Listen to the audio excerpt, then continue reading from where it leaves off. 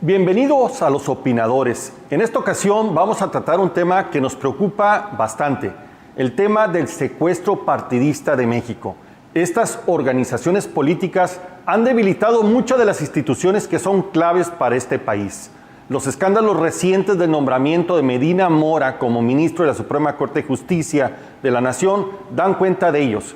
Los líderes de opinión opuestos a este nombramiento y 52 firmas que se presentaron en este caso. También tenemos las cuotas que se manejan en los consejeros del Instituto Nacional Electoral que lo han llevado a una gran crisis. Del 73% de aceptación que tenían los mexicanos en el 2009 ha caído al 38% en este año. Por estas razones y otras queremos analizar el tema del secuestro partidista del país. No es por nada que 9 de cada 10 mexicanos desconfían de los partidos políticos. Bienvenidos a Los Opinadores.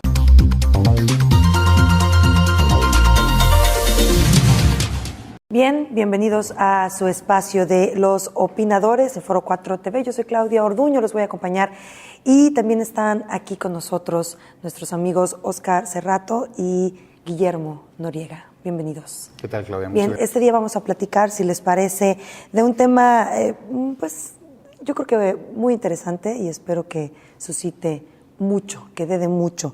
Vamos a hablar del secuestro partidista de nuestro país. Y quiero partir preguntándoles cómo ven los partidos políticos en México. ¿Vas tú o voy yo? Bueno, si quieres, pues vamos empezando. Los partidos políticos en México no existen como tal. Lo que se entiende con un partido político, que es un grupo de gentes unidos por una ideología común en busca de una visión de gobierno, no existe. Lo que existe en México, y desde su fundación, el partido político más antiguo, es una institución de transmisión de poder ordenada. El PRI, que inicia en el 29, que aunque en realidad la primera presentación que dan fue el 1 de septiembre de 1928, cuando Plutarco Elías Calles, en su último informe de gobierno, ante la muerte del general Obregón, dice que ya no va a aspirar a ser presidente y de que México va a transitar a un periodo de instituciones para la transmisión ordenada del poder y da fin a la época del caudillismo. Entonces, la construcción de los partidos políticos en México, y si quieren ahorita hablamos del PAN, pero en realidad el PRI como tal nace con la idea de tener una transición ordenada para que no se maten, como sucedió en la elección de 28, que 27 y 28 fue un año muy sangriento para todos aquellos que aspiraban a la presidencia de la República. Pero así vino, perdón que te interrumpa, así venía la tradición política mexicana, ¿no? La transición a partir de la sangre y del asesinato, ¿no? O sea, sí, desde Madero, desde el asesinato de Madero hasta el asesinato de Álvaro Obregón, la transmisión de poder era muy sangrienta. Los partidos o el partido que dominó México durante todo el siglo XX se crea no con una idea filosófica o una ideología o una visión de mundo, se crea nada más para que no se maten al momento de transmitir el poder. Los partidos en otras partes del mundo parten de una ideología. El partido más antiguo que existe en el mundo ahorita es el Partido Demócrata Americano, que tiene pues, desde 1830, porque ellos argumentaban que en 1826 les robaron la elección haciendo presidente a John Quincy Adams, que fue una decisión que la tomó el Congreso, no los electores. Pero ya nacen con una ideología de quienes decían queremos un gobierno central fuerte y queremos estados fuertes. Aquí en México no hay una ideología como tal, porque no nos olvidemos que el fundador del PAN pues era gente que trabajó con Plutarco Elías Calles, rector del UNAM, fundador de Banco de México. Gómez Morín era gente del régimen de Plutarco Elías Calles. Entonces, cuando hablamos de partidos políticos, hablamos de maquinarias electorales. Y a mí me gustaría hacer una distinción de la connotación histórica y filosófica de un partido político a lo que tenemos en México. Tenemos grupos de poder organizados que buscan tomar por asalto el gobierno. Guillermo.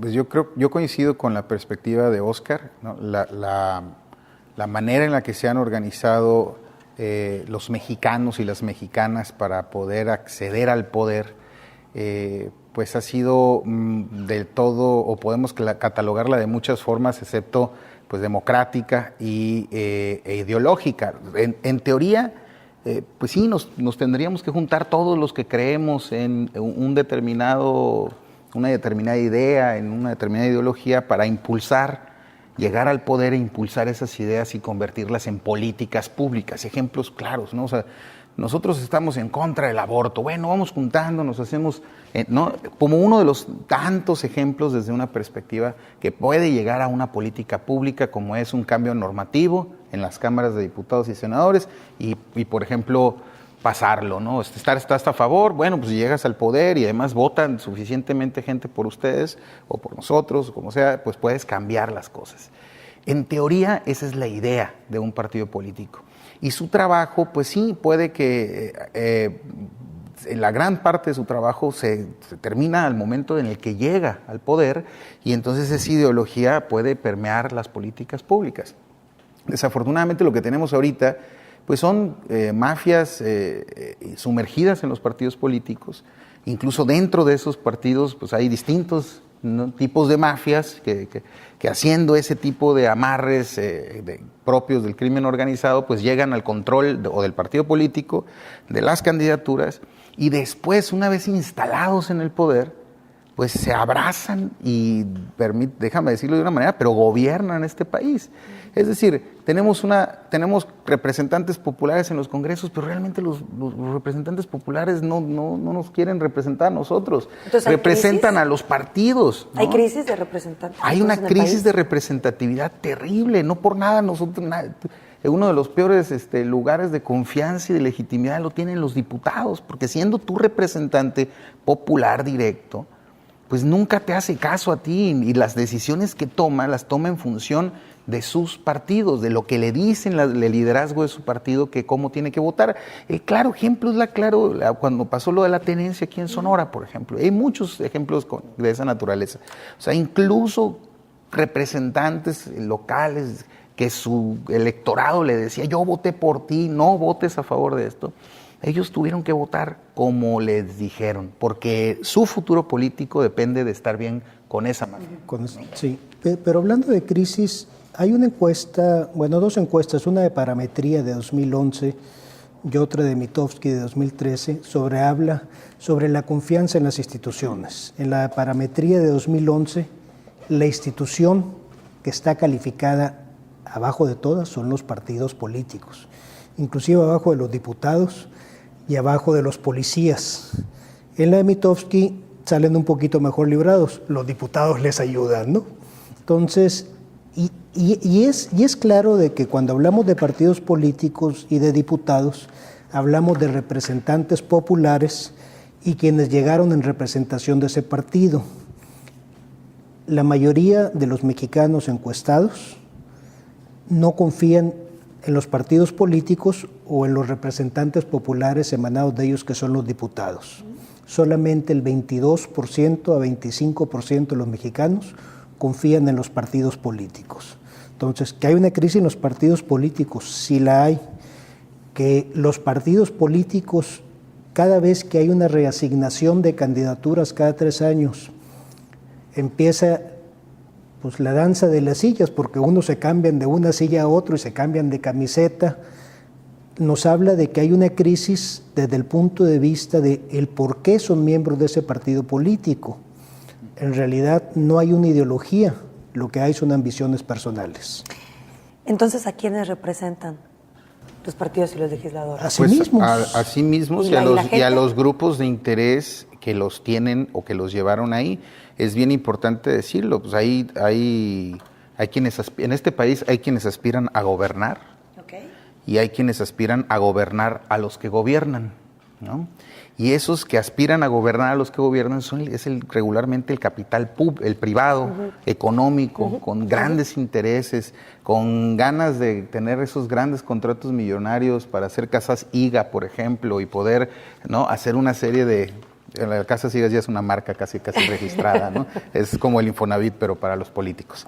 Y a fin de cuentas, pues ellos son los que regularmente sí hacen incidencia, ellos son los que, levantando la llamada, logran contratos o logran influenciar a los representantes populares de una u otra manera. Sí. Y la verdad, yo nada más para abonar en la parte de la crisis interna de los partidos, de manera, en términos ideológicos, yo tengo, por ejemplo, grandes amigos panistas que están a favor del aborto, por ejemplo. Y tengo grandes amigos priistas que son más conservadores que cualquier panista en este mundo. Y tengo amigos en el PRD, allá en el centro de la República, que la verdad deberían de estar en el PAN. Y no tengo idea de por qué unos y otros, sí tengo idea, la verdad. No tengo claridad del por qué no los metemos todos en una licuadora y los reorganizamos en función de ideología, ¿no? Resúmanme. Sí, hay crisis en los partidos. Difiere un poco de lo que dice Guillermo, en que los grandes capitales son los que gobiernan a los dueños de los partidos. En realidad, los dueños de los partidos es una especie que se ha ido autoperpetuando y se ha vuelto grupos de control tan cerrados, tan poco democráticos y tan poco representativos de la sociedad y de los mismos militantes del partido, que estamos viendo en este momento la crisis de representación de los partidos y la crisis que tienen desde el momento de que no tienen mecanismos para elegir candidatos. Son partidos en un sistema democrático antidemocráticos en sí mismo. Entonces, no se puede ser demócrata en la calle y ser autoritario en casa. Bien, vamos a regresar con esto. Estamos en Los Opinadores, el secuestro partidista del país.